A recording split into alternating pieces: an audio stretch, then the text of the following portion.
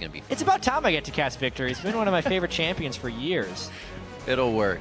We'll see if Team SoloMid can keep their right head. We heard a lot of the teams saying it was something they couldn't fix, just a tilt of communication, and it could not be righted within the games. Well, they're already in the game here, so hopefully the ship, as I said before, is righted. Cloud9 looking to see what Incarnation can do. What's your idea for this? Do you help that guy out or kind of let him flourish and see what he can do here on his first stage appearance? Well, on AP Kog'Maw, specifically for Incarnation, he's going to have to be turtling out a fair bit of the early lane phase. So if there's a lot of pressure, the only thing that he should be vulnerable to would actually be diving, which generally means I actually think Meteos is going to be more looking to help the other lanes and kind of leave Incarnation on his own. We'll have to see. Charlie getting the notebook from Lemon, making his way over to Loco Doco as the coaches shake hands for our first game here. Coming in to the 2015 LCS Summer Split. It's been a little too long since we had LCS. I was itching yesterday watching the EU games. I was like, I want to cast this fight. And now we get the chance, Patience. and everybody gets to watch because it's going to be amazing. Head over to Twitter while the teams load into the game and share who you think will get the first win of the split. Tweet hashtag C9win or hashtag TSM win as these guys make huge plays to @LOL Esports. We'll see how you're voting in just a few minutes. Everybody in the crowd is ready. A huge 10 countdown as the show started. And you know what? We're about to be on to the Rift and get our first game underway. Cloud9 versus Team SoloMid. We're on the Rift. It's good to be back. Good. Cloud9 versus TSM. We got some staples. Balls' Rumble in the top lane. Incredibly impressive competitive record. But we also get to see Wild Turtle's Urgot here, as well as, of course, the debut of Incarnation on AP Kog'Maw in the mid lane here. Credit to Turtle for learning that Urgot. Not a lot of AD carries like to play Urgot. They all have to, though. They all start to have to. And Bang's going to start doing it all the time. You got to be able to hit that on an international stage. Got to get your dance off. Make sure you're limber. Stretch the hammies. You don't want to pull anything. And everybody's getting ready to go in for the fight here. Interesting how both teams were actually posturing for a potential five-man invade. These teams had been doing defensive line openings for a large part of the split, and now it's actually TSM who bullies their way in for wards. They actually end up winning this one fairly heavily, because what ends up happening when a team five-mans at level 1 is they will invade for the wards, and oftentimes teams will fall back and then slip around the other side of the map to get deep wards of their own. But right now, TSM is the only team that was able to get 2 deep wards. So now TSM has knowledge of the blue side of Cloud9's jungle, but Cloud9 doesn't know a damn thing. Watching last night as well, I rewatched the finals, and something like this happened exactly where Meteos headed over, got a quick ward on the Raptors, so Dyrus couldn't do anything if they were really going to get the split, and he wanted to kind of sapling out the Raptors there. So a little bit of a change up as well for that 5v5 to be pushing C9 off the top side of the jungle.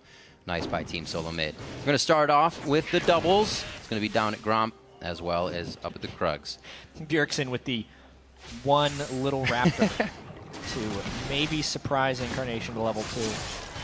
Interesting, actually. He got those because of the saplings. So he's at 6 now. He got all 3. He got the 4, yeah. Or the 3, sorry, thank you. I mentioned Fog of War. It was the sapling start from Maokai. One spell over from the mid laner gives him that. Heck yeah. Typical TSM, sacrificing Darius' farm a little bit for Bjergsen, but it's a pretty common tactic among Maokais. Interesting how Balls was actually prepping a double jungle with Meteos where he helped with red, but then he realized the lane swap wasn't going to happen, so he had to teleport up to the top lane right away. This will actually give Darius an advantage in that top lane. Push out quickly as well to Bjergsen. They make sure to put a mark on that mid lane immediately and try and make him at least blow a flash. Nothing though, as he's playing it safe for now, but you can see right off the bat, if you can get Incarnation just a little bit, they're going to try to, even if it was just a few CS or a bit of health. But so far it's working in favor of Bjergsen still because of that knowledge. And now Dyrus moves in. Yeah, a lot of this is just based off the knowledge that was gained by TSM from the level 1. They had the deep wards, Cloud9 didn't. Therefore, Cloud9 had to guess where TSM was going to be, and they guessed a little bit wrong. So Balls was late to the top lane, which allowed an invade from Dyrus, which gives even more knowledge now to TSM, meaning they know where the Gragas is, and it allows TSM to play the rest of the game with knowledge of the jungle. And really well done by Dyrus. Still up in CS, even leaving the lane for that situation. So just timing everything perfectly. This is going to give Santorin time to work on whatever he wants. He's already down inside the Raptor camp. on the side of Cloud9. Just getting some wards in. He wasn't able to pick up some resources just yet, but he does sneak right around Lemon there. I don't think he saw anything about it. Maybe he did. He's heading back down. Thinking about a counter gank here if it happens. Interesting sneak there by Meteos. He's waited long enough from when he was in his jungle that Dyrus would be playing overly passive to not do much, but the wave's in an interesting spot here. It'll be tricky if they wanted to gank Dyrus. Meteos, not his usual self here. He usually spends a larger portion of the early game just farming instead of doing a very slow through the top lane gank. That's going to set him back a little bit and maybe open up an opportunity for Santorin to pressure. Slowly waiting for one more step up, waiting for that wave to collapse in as well. They can't get the gravity field out in time. Incarnation flashes away. Got used to saying that name. And his flash will be down. Maybe a rinse and repeat here for Santorin. Yeah, I mean, we can talk about Victor for a little bit here. Early on in the laning phase, he's not devastating, but Kog'Maw's early laning phase is also quite weak. Adding to the fact that Rek'Sai's early ganking needs to be respected, and the fact that Bjergsen has had knowledge of where Meteos has been the majority of the early game, kind of explains this large CS gap that is opening up, just based off the knowledge and the general matchup. Bjergsen playing it very well, and maybe Incarnation could have picked up 2 or 3 CS that he didn't time properly with his last hits, but outside of that, there's not much more he could have done. I saw a few of those Qs actually just missing some CS, and they died to the minions as well. Maybe some jitters. Definitely already getting more help from Meteos here, so on the side lanes to do what they can to keep the pressure onto TSM, coming from Cloud9, I should say. They can't afford to fall behind with what's happening here in mid. Yeah, Bjergsen, wow. 47-19 after he's able to shove that up. Plus, Bjergsen gets to back with an ideal amount of gold for Victor. Victor generally wants to back with 1,000 gold, or in this case, 1,350 gold. So not only can he upgrade his Hex Core for his E, which will now shove in Kog'Maw even faster, the upgraded death ray, he also picks up boots, which are another very critical thing for Victor. The way his trading works, if you want to get the Q auto attack harassing, you need to be faster than your opponent. Since Incarnation couldn't farm up and get tier boots, instead just a tier, Bjergsen now has a move speed advantage on him as well, which just adds to how much pressure Bjergsen can put out as Victor mid here. See where Santorin decides to go. Looks like Bjergsen should have a hold on this, so we may get a little more effort to the side lanes from Santorin. Everything seems safe, though. Charging up the tiers, Wild Turtle in the bot lane. It seems like they have come into this one with a straight head on their shoulders, and everything is at par right now. Balls in the top lane, 44-45. Didn't really have a CS deficit, but he has completely evened out the few he was behind. Neither of those guys have backed just yet, so if a teleport were to come into play, they're only going out with these first items that they purchased. A little aggression for the Scuttle Crab, but I think that's all we're going to get out of this. Yeah. I think you are correct. A lot of river control here by TSM. If you look, they control both Scuttle Crabs as well as having some wards in the river. And it's only ended up costing Santorin about 3 CS against Meteos.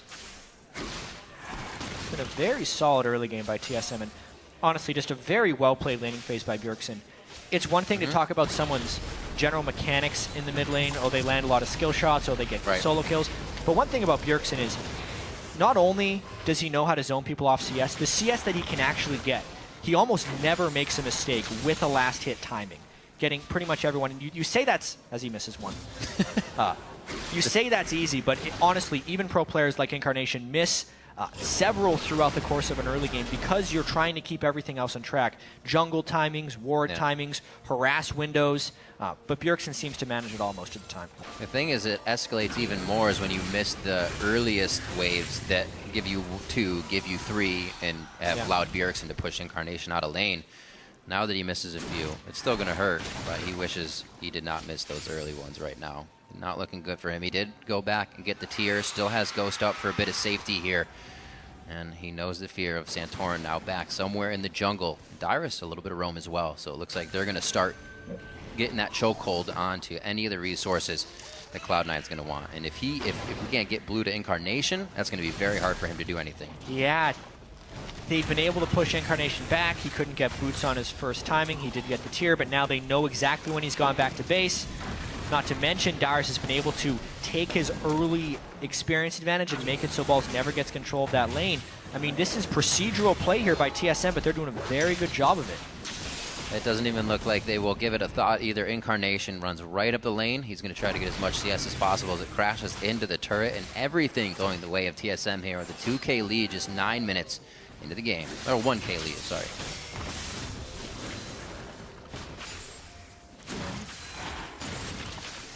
Always wondering how Cloud9 will play with the roster change. No eye here to try and help him out. Santorin, big time gank coming down on the Balls. Who's pushed up?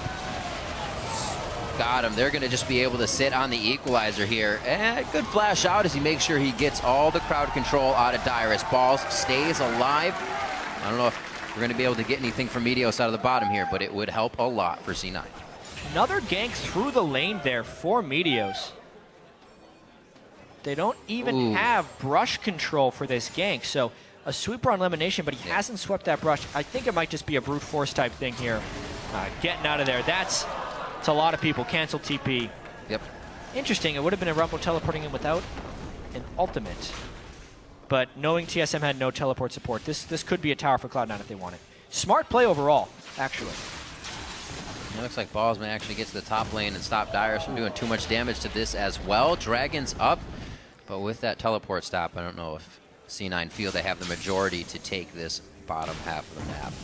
Incarnation is just set so far back by that laser, and now not having blue, he keeps eating that damage. Still about 40 CS behind. Bjergsen. I really like what Bjergsen's done with his Victor build. He's gone for the second upgrade of the Hex Core, so he's augmented his Q as well. And what that does is it gives you a quick move speed burst every time you Q. The thing with that is Q's a two-part spell on Victor, so it does a small amount of damage, but then it then powers his next auto attack. So what Bjergsen is doing is he's using the Q for the move speed, then walking into auto attack range, getting the empowered auto. And the extra thing is with Victor's Death Ray, it's an instant cast from the point of origin. So when he gets close enough to be in auto attack range, it's an undodgeable Death Ray, which will always hit Incarnation. So it's this incredibly reliable, high potency harass that he is pushing Incarnation out of lane with. And he's now 50 CS up onto Incarnation this early into the game. That is absurd. Not getting any easier. Definitely using his veteran status here on the stage to work past any jitters that Incarnation could be having. Yeah, this is what happens when you're really far ahead of your lane opponent as Victor, and why move speed can be so important, because it's those guaranteed death rays and the incredible amount of damage that puts out. All teams are definitely taking note of this, because you can see Santorin also dismantling Meteos' jungle, which this mid lane pressure is now hurting Meteos because he's having to cover things, and it's kind of falling apart here. Cloud9 has moved the bottom lane up to the top here, and they're going to try to start dropping some turrets after they got the bottom one. Doesn't look like it's going to go down too fast with the TSM protection. Knowing that High was kind of the core shot caller for these guys, Lemon Nation definitely having a voice in there as well. Right. High would be very calm and vocal during fights. Yeah. Maybe Incarnation can still kind of bring that to the team. Meteos said don't expect too much out of Cloud9 at the start. If we look back to last split as well, Cloud9 was actually one of the most passive teams pre-15 minutes as far as kills and deaths. So typically they would kind of farm out the early game, and then they excelled in the mid to late game. Right. This is actually only a 700 gold deficit, which, considering the 50 CS difference in that mid lane, isn't that bad. If they can keep their turrets generally alive, they could still have a nice mid-game power spike here. But it will depend on that shot call. Yeah. A lot of pressure going towards Incarnation every so often. They don't stick with it, though. If they don't hit them, they leave, and they'll be back within a few minutes. It's not a tunnel onto this guy to kill him. They know exactly what they want from the side of TSM. Just banking on this 1,000 gold lead. They're getting pretty much everything they want, slowly but surely. Should be a trade here. So 2 turrets now for Cloud9. Hopefully some deeper wards can be placed to stop anything from coming out. Get Santorin's location. Still taking Meteos' jungle, though, so I guess deep wards aren't really helping because they need him defensively right now. And Incarnation is just so far behind on his item timings. Normally you need tier and then Ludens onto Kog'Maw before you even get there. He's still 500 gold away from his needlessly large rod, which is really far behind. Although Dyrus is pushed up with no turret. Bad place to be. Cast on the hunt. Doesn't look like he's going to get any help up here. He should go down eventually. The rest of the team is working on Dragon towards the bot lane. And Dyrus is going to go down for the better, you could say. Somewhat. If Meteos is going to be up there, though, that's just not a place that Dyrus needed to be. It's true.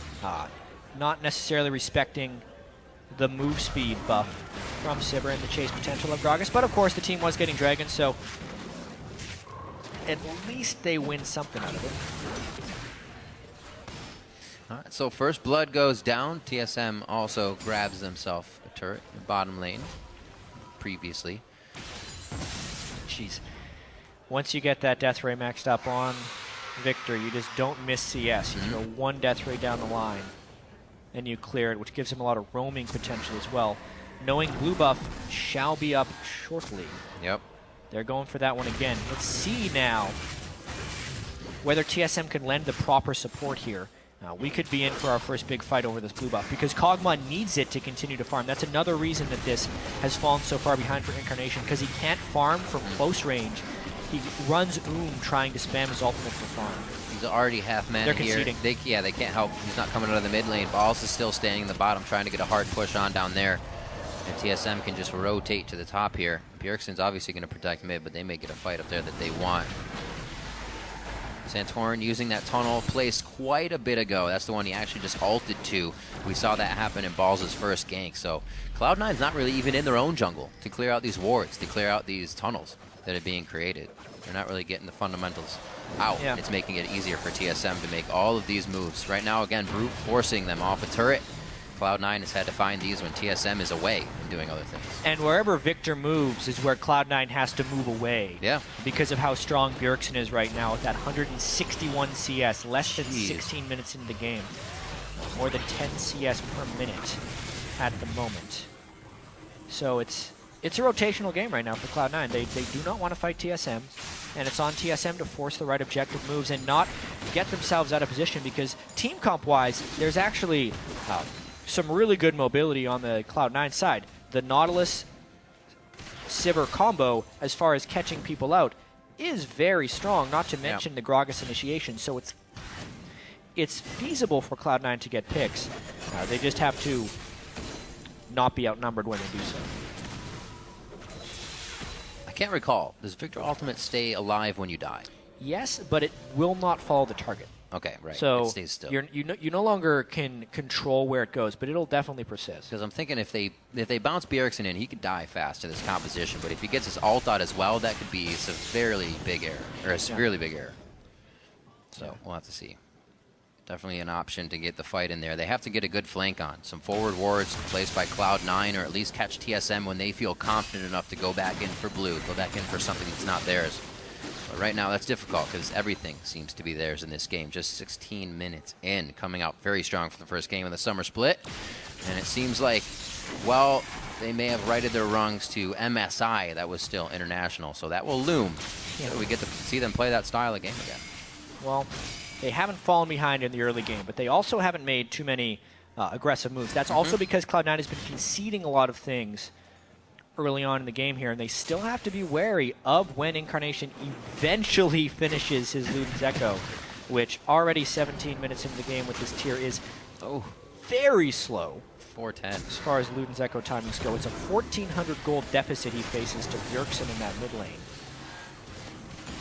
That's almost the whole gold deficit for the game. Yeah. It's just based off the mid laners right now. But he finally finishes Luden's. Well, there's one good thing that can come of this is he will now know that Bjergsen is going to come at him hard in the mid lane. He did not give up one bit. He definitely took it to Incarnation as he would any other. And Incarnation did not know what was going to happen. Even with the pressure of Meteos in the beginning, Bjergsen said, oh, there's Meteos. Let me pressure even more now. Yeah, just so far a good plan here by TSM.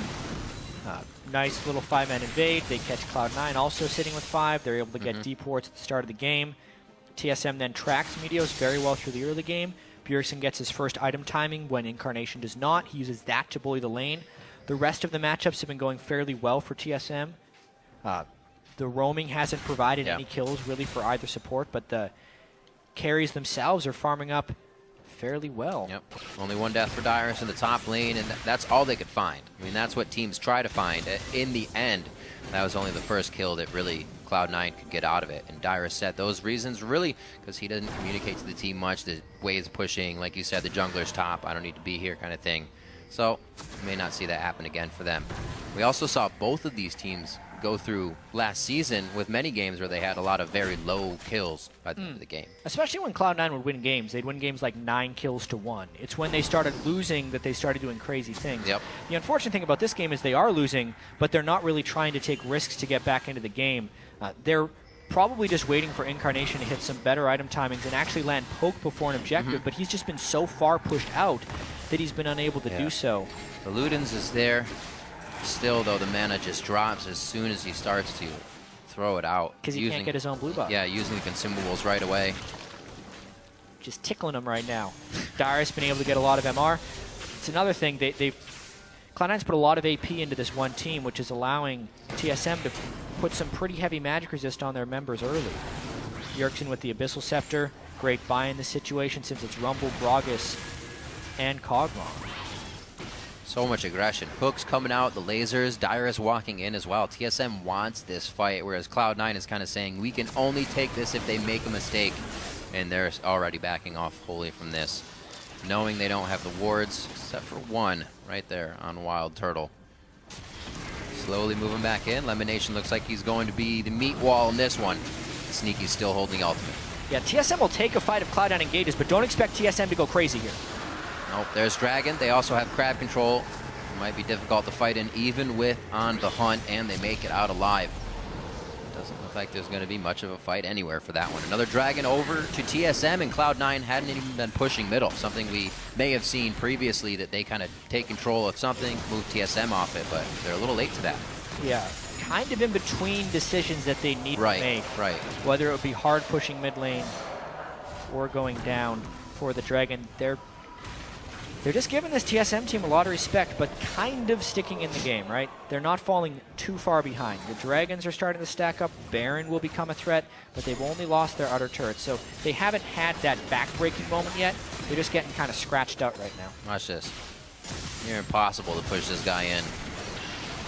Oh, if they get enough poke down. See, that was hit. Incarnation did get a blue buff for the first time this game, and let's watch this Luden's poke. They're just going to set up camp outside here since they know there's some TSM people that have to go back. There it is. And they're going to delay the backs until they can get that mid lane turret. Especially coming up, he just hit level 12, so that range gets very big. Even his first level, he's like, this doesn't feel long enough. Level 2 and level 3, they both feel really good, and they're already starting to use it. Incarnation moving up with the tank line of Lemonation and Meteos with him. Looks like Meteos is still going to stay in the jungle, make sure they can get their wards pushed forward, and the first time they're really starting to put their foot down here. They did catch TSM after that Dragon, but we'll see if C9 can follow up with this and keep it going. Yeah, all you need on an AP Kog'Maw, Luden's and a blue buff. Plus tier. You did it. So much base damage. Stayed alive in lane. It was rough. 231 to 171 there. Now, as a full team of 5 cannot be stopped by just Dyrus himself, and the team isn't really ready for it. Bjergsen actually wants to get his blue along with Santorin over protecting that turret. They feel like the fight overall may be theirs, so not worried to give this up. Yeah, poor play there by TSM. They heavily prioritized a blue, which isn't necessary at the moment. Now, they kind of sent half of their defense up to the top lane when they could have lost the turret anyway. They're going to try and get this mid turret down, but with home guard boots, Cloud9 can get back pretty quickly. It's going to be close. A little bit of Black Cleaver love for Wild Turtle, along with his Muramana that actually just finished. And that is 586 on Incarnation, so you can kind of see the difference between their tiers stacking. Yeah, so by the way, Black Cleaver and Muramana are insane on Urgot. Not only does Urgot's Noxian Corrosive Charge, the thing that locks on his Acid Hunters, give you Armor Shred, it also ticks physical damage very frequently, so basically he lands E on someone, and once his E is maxed, it's going to shred 50% of the opponent's armor for one spell, because that's the way Black Cleaver and the E will tick. You might as well just get naked. It's going to help him out real heavily in these team fights. We'll see. tripping people down. Here comes Wild Turtle from the top. Oh, he's taking some poke, actually. The rest of the team gets cut off as they weren't exactly dancing together too well. They're still going to stay safe on this one. Looks like we have Sneaky pushing up in the mid lane. He's going to call some pressure over. He should be able to just walk right out the bottom as he clears that with a boomerang. So Cloud9's kind of giving TSM the dance now. They're able to protect a few things and also push them off with the turrets. Looking better. The longer they do that, the better the chances are for Incarnation to get a little bit bigger, a little bit stronger. Great job by Dyrus in that top lane as well, going down still 185 to 152. Righteous Glory's finished, so they can kind of counteract any of the kiting they want to do with Sneaky's ultimate here. It's just getting better for him. If TSM actually gets a fight on Cloud9 before Incarnation can get poked down, it's not going to be pretty for Cloud9. Bjergsen, we haven't seen any team fights in these 24 minutes. If not for that one gank fight, Dyrus would be approaching the record for longest game without a kill. Maybe we can get a separate one for longest game before the second kill happens, because we've gone a long time here with these guys just trying to trade objectives and conceding things. Again, it looks like Cloud9 just maneuvering around. I mean, we're wondering whether they'd be able to kind of cheat advantages like they used to when they'd fall behind in the game and just avoid fights. They're doing that just fine in this game. TSM unable to pull the trigger on multiple occasions, whereas Cloud9 is rotating around and keeping a pretty strong presence here. I can't imagine how these guys are going to assess the fight. They haven't done it in a while. Bjergsen's probably going to one-shot someone that they're not expecting it. Everything's going to kind of just happen immediately. Everybody's going to be like, whoops, didn't realize it. Oh, this works. It's going to be a very interesting fight. I don't think we've ever had this much of a gap between two and as many items built as they have on each champion. 1-0 though, 25 minutes in, as both teams are weary of making that big mistake. Yeah, well, this is where the dragon denial actually comes in. Notice how Cloud9 conceded the first two dragons, but that dragon number 3 is often the straw that breaks the camel's back in many situations. Oh, there it is. On the hunt, throws down the gravity field. It flashed over the wall. Depth charge is going to go off to the side, and they are right onto Incarnation. They let him run through the lane, and then they actually flanked Cloud9 on their own initiation. Team SoloMid now onto Lemon, and it looks like they will be able to continue down the pressure right to the inhibitor turret. Yeah, that's a lot of stuff taken by TSM. They get to choose their own adventure here. Where do they want to take the advantage? Because there's Dragon coming up, there's Baron already, and there's a maybe push down the mid lane. Maybe indeed. It took a little time for the minions to get there, and it gives Sneaky enough time with the team to just, the ultimate objective. The ultimate objective, enemy's blue buff. Indeed. Unfortunate once again for Incarnation on that, and the one fight they tried to take only gives 2 kills over to TSM, so you can still see how careful they are about taking these. Well, TSM wanted to double team that blue buff, which means Cloud9 might try and harass this dragon a little bit. It's going down low. Balls and Sneaky trying to 2v3. That turtle damage onto Sneaky, already half health, 2 shots. Great spell shield to stop the last one. Sneaky can't get another shot on a turtle. That lantern was amazing by Lust Boy. Now Balls overheats in the fight. Lemon stuck with the rest of the team, and Meteos on the top side here. So we're split on either side of the dragon. Nobody going down just yet, but they finally find all the HP of Bjergsen and cut him down. Both summoners used there, and it looks like TSM backs off. They do get the dragon. Yeah, TSM tried to take a little bit too much there. They wanted the blue buff and the dragon, and then that ensuing fight actually led to them suffering a casualty there. Bjergsen lost his blue buff, even though now he's been able to pick up a death cap, and Cloud9 kind of stays in this a little bit. Being down 3 dragons to 0 obviously is an incredibly hard thing to come back from, but at least the gold is still close. So one more tier stack by Incarnation, and he's all Seraphs embraced up, so that's good for him. We saw the damage there coming out of Wild Turtle in the fight versus Sneaky. Everybody kind of can gauge the damage now. They know what they're going up against in these fights. Baron is definitely going to be an option quite soon. Cloud9 would love this. Dragon number 4 means even more of that ticking time bomb number 5. And getting Baron would easily help them push down a few of these turrets here. They need it. Getting flanked that hard on their own engage was not what they wanted. Yeah, I wonder when Dyrus will pick up home guard boots, because there's a potential that could be a game-changing fight.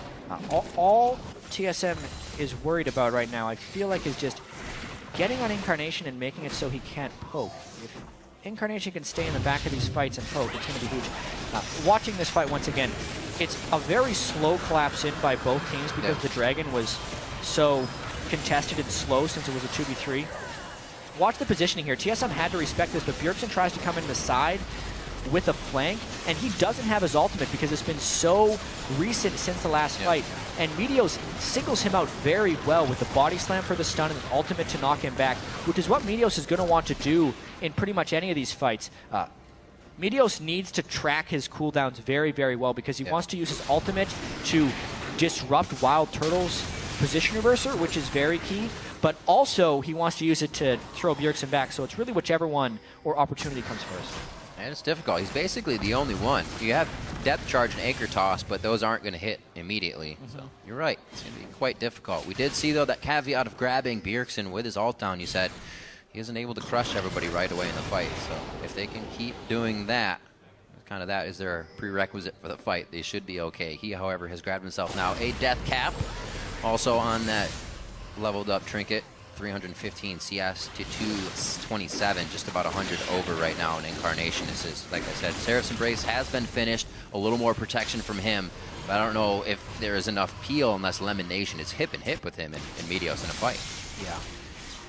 It's going to be tough. The peel will be rather difficult. Sneaky, known as the best AD carry in the North American region, though. Yeah. Especially going Blade of the Ruin King, so he's going to try and peel a little bit for himself. It's always an interesting choice between Bloodthirster and Blade of the Ruin King. This time with Bork, a lot of that has to do with some health stacking going down on the other side between Dyrus and Santorin, but not much armor. Plus, when Rek'Sai gets close and knocks him up, being able to use the Blade of the Ruin King active and then shoot backwards, especially on Sivir, who already has a lot of move speed from her passive and ultimate, will make the kiting very potent for Sneaky.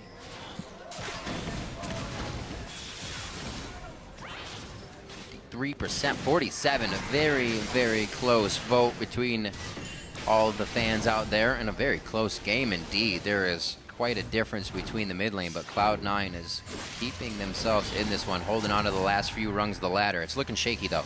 A few more engagements like what we've seen from TSM, and the inhibitor turrets will be no more. We can already see Incarnation ready for what could be some of the final battles. The Sorcerer Elixir are there for him for a bit more damage since he's behind, and already puts another Blasting Wand in there.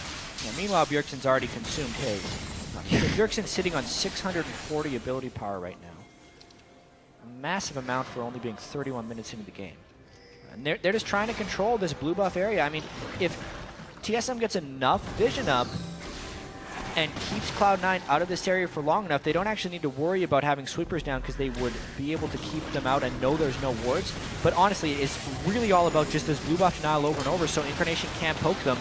Oh, he got it! Did he? Caustic Spittle for the win. Whoa, that is such a huge potential swing. With the blue buff onto Kog'Maw, it means TSM can't safely go in for this Baron because the poke can persist from Incarnation's Cog. What a game-changing steal there. Big. Now they have even more wave clear as well, so coming up to the turrets for TSM gets that much harder, that much easier for Cloud9. 40 on Dragon, a pivotal time here to get that blue buff, and you can see Incarnation. He's not spitting out loogies willy-nilly. He's still got a full mana bar, and he is waiting for the fight to commence. Slowly but surely, the teams now are warding each other out here. Meteos actually gets popped, so he's forced to use the Raptor. And it looks like they are going to be setting up 20 seconds before I think we get our first real fight here in this game. Both teams are going to have to take it. Number 4 is too big for TSM. I'm a little confused by Wild Turtle's build, but that's not relevant right now. They're going in. Nice catch on a Bjergsen. That was Bjergsen and Turtle actually hit by that, or Lustboy rather. They start to back off of this one. They should be okay. Sivir ultimate's used on that one. I was just saying the Righteous Glory would bring them back in range and kind of negate that distance, but everybody had a little too much yardage on each other, and now back down towards the Dragon. They remember the objective at hand. And it looks like still, now that's actually, pretty huge. I should say Equalizer down, as well as Sivir ultimate. 3 ultimates down for Cloud9.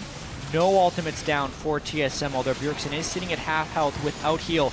Tries to zone there. This could be Dragon 4. It is. Dragon TSM should fight. 4, that puts the timer on. C9 has to do something big before 5 comes up. That's 6 more minutes, and so far 1 kill onto Dyrus is going to help that cause. Looking at Turtle now. Lustboy puts up the box. That's going to stop the rest of the team from clearing through. It's the flash body slam on a Turtle. Balls picks up the kill. Anchor toss just missing Lustboy, but there should be enough to take him down, and that's Incarnation. Incarnation with the living artillery, picking himself up one. 5-3 now. Cloud9 on the board with a few more kills. Such a strange fight right there. Cloud9 was down 3 major team fight ultimates, and TSM had all of theirs, yet they decide to split after the Dragon fight, not commit for anything powerful, and just let Cloud9 kind of just mob through them. Yeah. Even though I think TSM would have won that team fight, TSM got 4 Dragons, but at what cost is the real question. This Baron's going to go down. Eat it alive. One good thing about having a Kog'Maw as well, that Blade of the Rune King only to boot and chunk down that beast. Baron goes over to Cloud9 after being on the back foot practically all game. 34 minutes in, they finally may be able to put their foot down and push him away. So let's check this out again. Yeah, I mean, watching this, yes, Bjergsen's a little bit low, so he ends up giving a lot of respect, and he's probably making the call to fall back because he himself is a little bit low. Dyrus had other ideas because he goes all the way in. The Caustic Spittle ends up zoning them out, and at this point, TSM scatters. If only they could have stuck together and all fallen back through the same choke, that would have lined up for Bjergsen's full combo to kill the team. But TSM splits up. Cloud9 stays together, and they also avoid Bjergsen, kind of the two things that need to happen for them to win a fight. But with 3 ultimates down, it's remarkable that they could win that fight. Remarkable indeed. That blue buff Incarnation got back as TSM was stealing it, wore off just as they got to Baron, so it was perfect for that Dragon fight, and it really did become one of the bigger plays that Cloud9 has had throughout this game. See what they can do here at their first set of inhibitor turrets. TSM really hasn't reached this point yet. They had a few good fights and then were staved off. Cloud9 here a bit closer now with a chance to keep going as the ultimates, that all 3 that they used, are back up now. Yeah, and the Baron buff. TSM with people back in base, although the tower sieging from these two teams is not that great. Yeah, Sivir and Urgot are the AD carries trying to get it from both sides, and this is a brute force teleport engage. Dyrus coming in from the backside there, did not see that, but Cloud9 forced to use the Sivir ult to put themselves back in the fight. There's 2 for Incarnation, looking for a 3rd one, actually puts more damage onto Turtle, so he cannot stay in the fight. Bjergsen with a sliver of health gets out of this one, and it looks like they are going to have control of the inhibitor. And with the Baron buff, this could be Cloud9 winning the game if they play their cards right. Bjergsen did not go down, so maybe he can hold them off. Cloud9 is going to take a whole bunch of advantages off this fight. Bjergsen does not have home guards right now, which allows them to get the inhibitor, but they don't feel safe enough to stay against the all-powerful Victor right now. Maybe enough for a top lane turret if they don't have to enter the base. They're going to have to be careful. That damage onto Incarnation makes them think twice. They lose a bit of auto attack damage onto the turret, and they may not have enough to clean this one up. Lemon Nation gets taken down by the Afterburst. You can see these powered up mid laners at this point in the game. Even though Bjergsen is out-farmed Incarnation by 100, the fact that the late game Kog'Maw with level 16, just an unreal range on living artillery. It's basically the whole screen. I think it's about 2100 at the max rank. Plus the Ludens proc and all the magic pen he's put through. I mean, Incarnation is hitting like a truck right now. He is only going to get stronger. Just watching this fight, TSM, I don't think Cloud9 is going to be able to siege that turret, but TSM decides to go in anyway with Bjergsen really far behind. The equalizer ends up zoning him. Look at how much had happened in that fight before Bjergsen is even involved. Dyrus was completely killed. Cloud9 is the one with the better team fighting play right here. They just brute force their way into that turret. Balzonia's is the aggro away to stay alive, and Bjergsen has to respect the Kog'Maw living artillery because he was late to the fight, and by the time he arrived, it was over. 3, 1, and 4 now.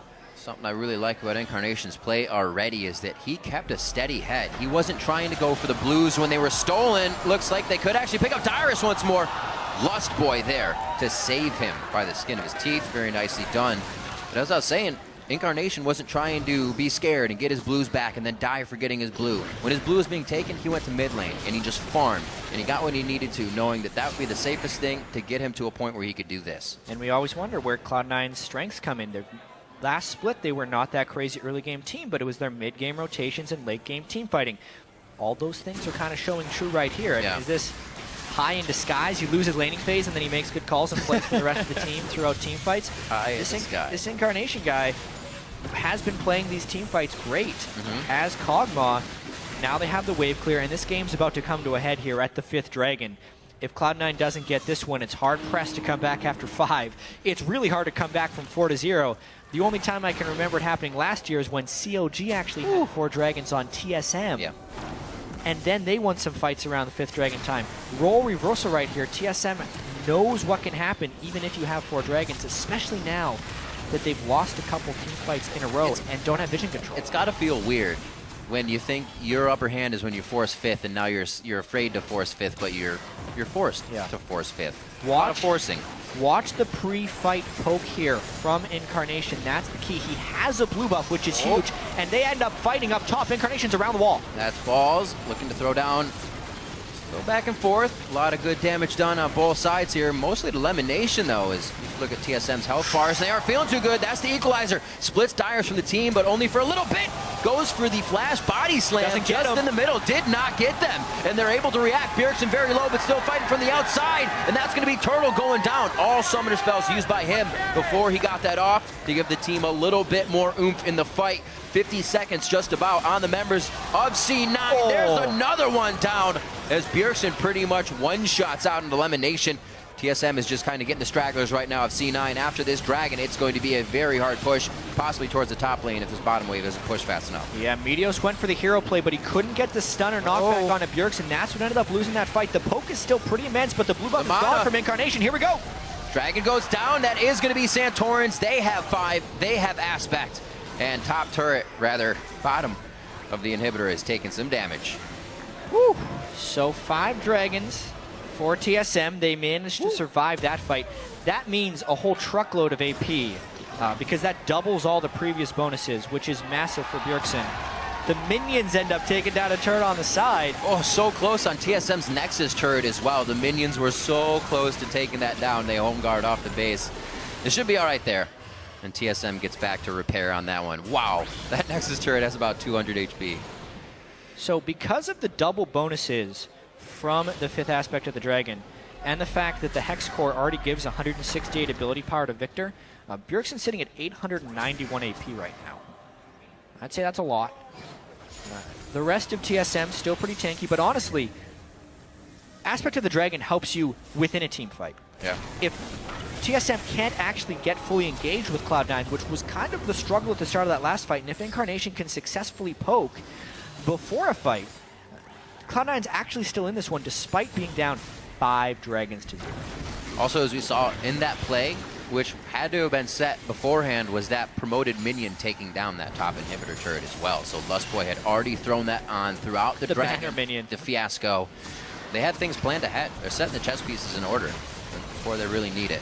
Oh, the red carpet laid out for Team SoloMid nicely from Balls there. They're going to take quite a bit of damage. It may be enough to finalize a few kills in this fight. Balls over the wall, but then he just Zanyas, and he's able to keep enough damage onto Lustboy along with Sneaky to get another kill. That's going to be Balls going down by the hands of Bjergsen as he starts to make his way out with Turtle. These guys are trading back and forth very nicely on priority targets.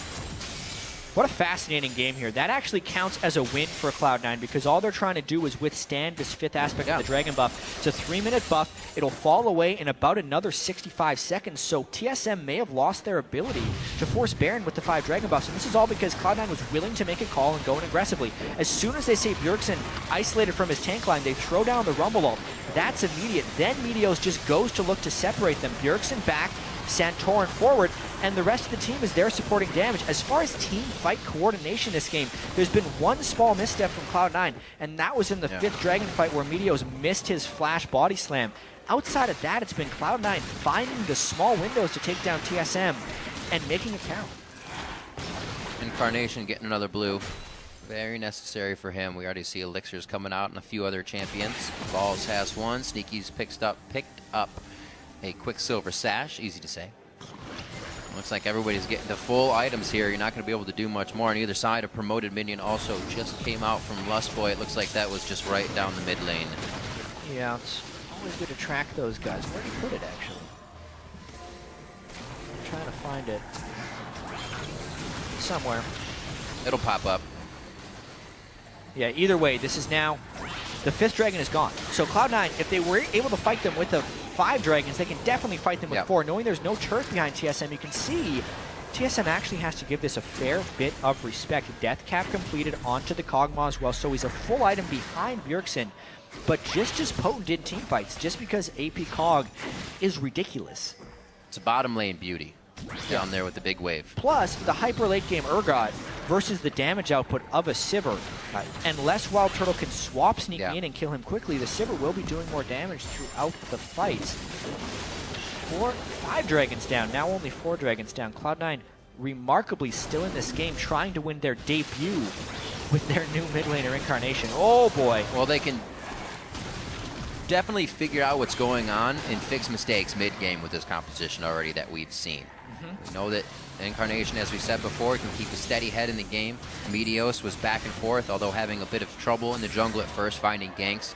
Still kept the team in for the fights, and that promoted minion was in the bot lane. Yeah, and it's doing work right there. Lustboy finding the right lane, perfect lane to promote the minion because they know they're going to be playing this around the Baron right now, and someone needs to go down and deal with that giant minion wave, but they have to fight now. That choke point, though. That Luden's hit coming out as well. They're going to wipe down Team SoloMid here. Bjergsen very low, can only do a few things from the outside, and he might cast his last ability here. His death comes from the explosive cast, and a slam of the belly coming in from Meteos. A triple kill for Sneaky. Ball's chasing out Dyrus, and potentially an inside the park ace here, as Dyrus won't be able to do much for the team but run away. That choke point that TSM walks through, Cloud9 again finds the fight, giving up 5 dragons throughout the game, but now with 50-second death timers across the board, and Maokai's the only one surviving for defense. This could be Cloud9 winning their first game. Very nicely done. They are going to rush up the mid lane, Jat. It took quite a while. We had 1 kill for 23 minutes in this game, and now it surmounts to 15-9, 45 minutes in. Over 100 CS behind. Incarnation held his breath in that mid lane, making sure he could make it to the mid, make it to the late with his team. Dyrus doing his damnedest here to shut down Cloud9, who already had the head-to-head against Team SoloMid, and look to stretch it just a little bit more. 45 minutes on the clock. TSM trying one last time to go for broke on the stoppage, and Cloud9 pick up the first win of the summer split over Team SoloMid. Wow.